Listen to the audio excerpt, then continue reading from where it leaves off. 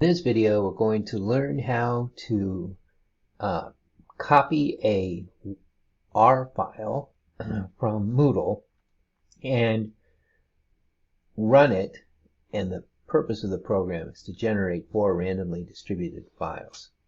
We're then going to save the program, will then save those files into a .csv file, which you can load either into Excel or SPSS. So let's get started. First, let's find the file. Here it is, 4 independent samples. Now, it comes out as a text file, and all we're going to do is copy this file. We're going to copy the text in it. And so I'm going to hit Control A, and then right-click and copy. Control A selects all the text, copies it, and then we'll go into R. Now, I have a little shortcut down here. Oh, you can't see it. And I'm going to click on R. I'm going to open R. Actually, I'm opening RStudio. And it comes up with this screen. Now,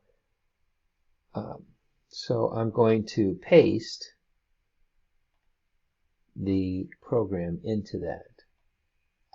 Now, one thing I want to show you, for you to consider, is right under this console line is your working directory. So this program will, if you save this program, it'll save it to this directory. And when it creates a file, it's going to create a write CSV file.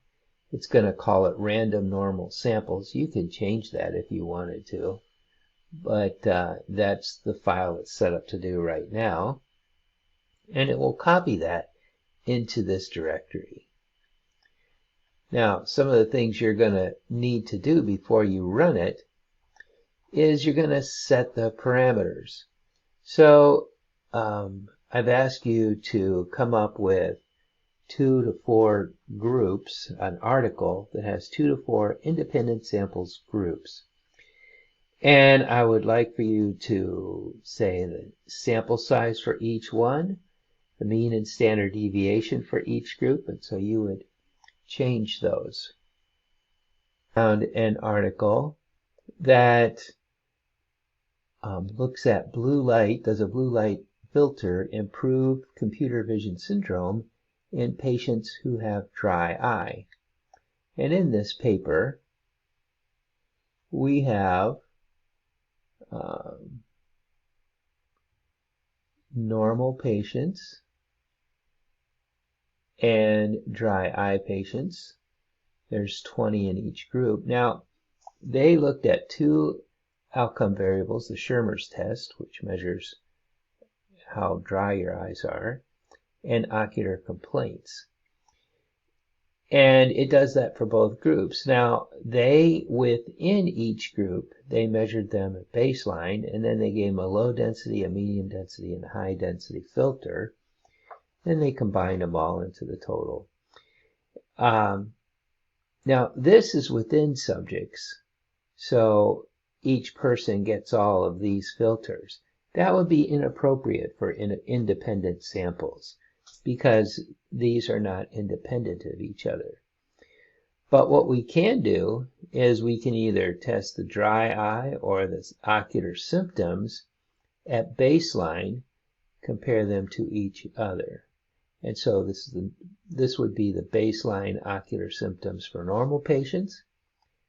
The N is 20, the mean is 10.7, and the standard deviation is 2.494.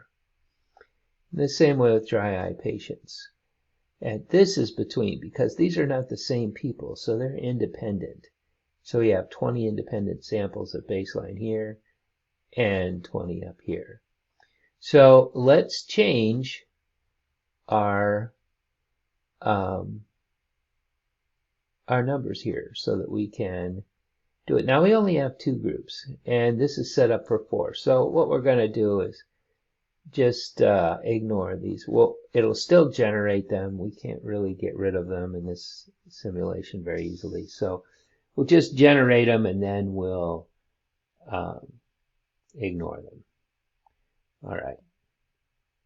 So I've gone ahead and changed the sample sizes down to 20. And the mean for the normals was 10.7 and standard deviation was 2.494. The mean for the dry eye patients, the ocular complaint score was 5.1 and the standard deviation is 1.619. And so to do this, you just typing in the numbers. So you just change those. Those are the only things you have to change in this whole thing. I'm leaving the mean of 0 and 1, these standard normal deviates right here. Then our program is going to generate 4 samples. They're all going to be random normal using the parameters that we have set. And it's going to create 4 different data frames. Now, those of you knowing about R know that a data frame cannot have unequal number of subjects. So we have equal numbers of subjects here, but if we had, say, 19 in one group and 20 in the other, it wouldn't combine them very well into one. So we're doing 4 separate ones, and then we're going to save that data into a single random file. So this function up here, bind rows, is going to put them all together and string them into a single file. And we're going to print the first 10 observations of that so we can see that it worked. So to run this whole thing, we have to run all the code at once. Now we see we have a command called run. Unfortunately, run just does, if your cursor's sitting right, let's say here, it's just going to run this line when you press run. We want to run all the lines at once. By the way, this function up here is we're going to have a library. For example, we're using the dplyr and the tidyverse libraries. And if you don't have those installed, then it needs some function from that, because remember, R is this giant, enormous collection of, it's a library of functions. And it can't load all of them at once. So it loads what it needs, and it needs these two. So when it does it, it checks to see if they're there, and if they're not, it will install them. So, so let's run it. Now, you need to select all your text. I have Windows, and that's Control A. And then once you've selected all the text up here, what we have is, down here is what the results are. So when we loaded it, we got some initial stuff. You can get rid of this, by the way, blank it out by hitting this little broom over here. And now you're starting with a clean slate. Okay, so let's click on run. And then that was pretty fast. There was no break in the video. It printed the first 10 rows of the data frame, and they were all in sample 1 because sample 1 had 20. So there it is. Now we can check that by looking in this directory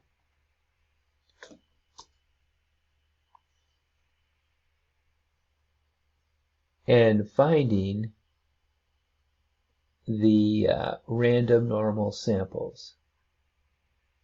And this is May 18th, 2023 at 9:18 a.m. So that's what it just ran.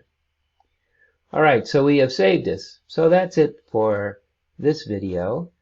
And in the next video, we will use SPSS to figure out how to load it into SPSS and look at some things.